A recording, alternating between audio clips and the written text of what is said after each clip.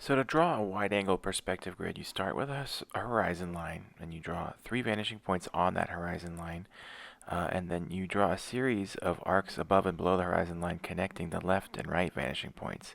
Then from the center vanishing point, you draw a series of radiating lines, they're straight lines, not curved, and then you're going to draw a series of arcing lines to a point at the very bottom of the page directly below the center vanishing point. That's your bottom vanishing point, and that's your grid. So this is the blocking in portion of the drawing. This is where I establish the basic shapes and structure of the drawing before I go in with pen and ink. So I always start with the immediate foreground. That would be the general rectangle of the sketchbook, and then my hands. My left hand first for whatever reason, and then I do my right hand. And then anything slightly behind that space. So that would be, in this case, my foot and knee, my crossed leg, and then the arm rests on the little camp chair that I was sitting on. And then I start working my way out into the space using the perspective grid to sort of guide the direction of my lines. And I move my way sort of into the space from foreground to background. I really don't want to start addressing the background too soon because I want to let the scale of these foreground objects determine the scale of the background. So as long as you work slowly and you move your way back in an organic way, and you're not trying to sort of force the issue and get everything done all at once, it usually comes out okay.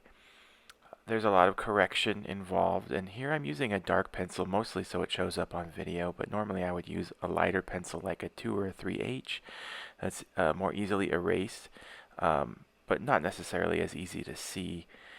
And as you see, so only now am I starting to really get to the very, very back of the room, and I'm also sort of penciling in things that are on the wall, things that are a little higher in the back there, and that's it. So now the underdrawing is done and I'm starting inking. And inking is more than just tracing.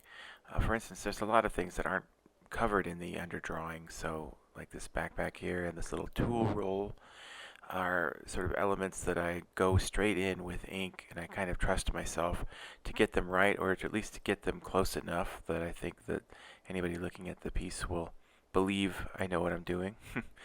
And then there's a lot of erasing as I go, and that's to sort of clarify what's happening with the ink to see if it's doing the things I want it to do, and if it's not enough or it's not working, I get a better sense once I've removed some of that underdrawing behind it and I know what else the drawing needs.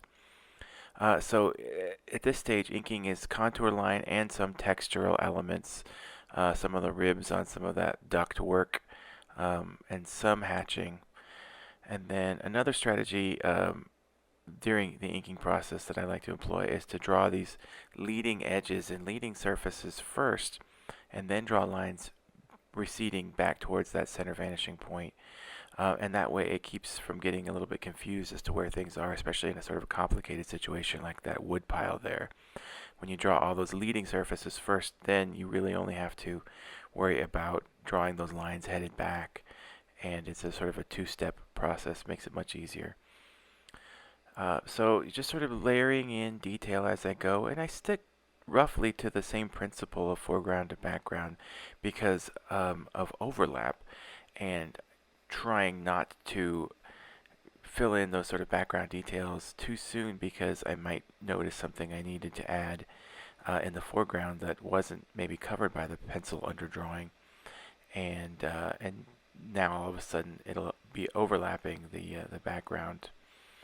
Um, Usually it's not a terrible problem, but just in case, I like to make sure I kind of stick to that idea of background to foreground, or excuse me, foreground to background, and erasing as I go, and then the thing starts to look really clear and nice, and that's where we are. So I just want to show you some of the inking process. I have that preloaded water brush with Noodler's Lexington Gray, and it's diluted, and as you can see just there on the leg of that stand, I kind of went over it a second time after it had dried to get it a little bit darker. And just working my way around the entire image and adding value where I see fit, making sure I'm covering sort of the basics first before I go on and do a little bit more nuanced sort of additional values, layering, getting a little bit darker. And so as I said earlier, I've got this, it's a Kuretake water brush with diluted Noodler's Lexington gray. It's mostly water and a little bit of the gray ink, because even the gray ink, when it's straight out of the bottle, is pretty dark. And so you want to dilute it a little bit, and as I layer it, as each sort of previous pass of wash gets dry, it can get darker and darker. And then the other pen I'm using is a Pentel. It's preloaded with a darker gray, and that gray matches the Lexington gray pretty closely, although I would say it's not quite as waterproof. And here's another thing I'm doing, is I'm adding some more vertical hatching to kind of beef up the density and the darkness of those values, and also add another sort of an interesting visual element. And I'm also going in with a little bit of pen and ink in areas that I want to sort of emphasize some darker mark making. But other than that, it's just sort of working your way around, and some people can sort of add value as they go. I'm somebody who likes to kind of have a basic pen and ink drawing first, and then I go in with my values, because I sort of like to understand the structure of the entire environment. Here I am doing what I call sort of a scumbling or dappling or speckling of that background wash on the ceiling there. And also notice I'm using my fingers sometimes to spread out and smooth out a little bit of wash, and that helps a little bit to kind of blend it back into the paper.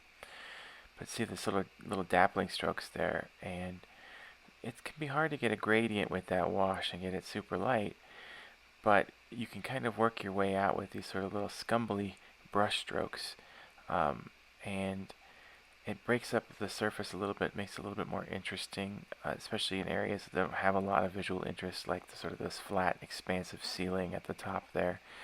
So I thought maybe giving it a little bit more texture, and also here in the floor, would help. And then also emphasizing some of the shadows on the ductwork here, and as you can see, sort of layering after the layers are dry.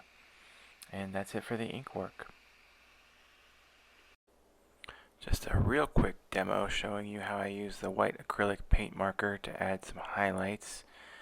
So as you can see, just a couple of little dabs here and there really sort of bring out those little glints of reflection and help make that surface look more metallic and more shiny, those little sort of hot spots on the rim especially.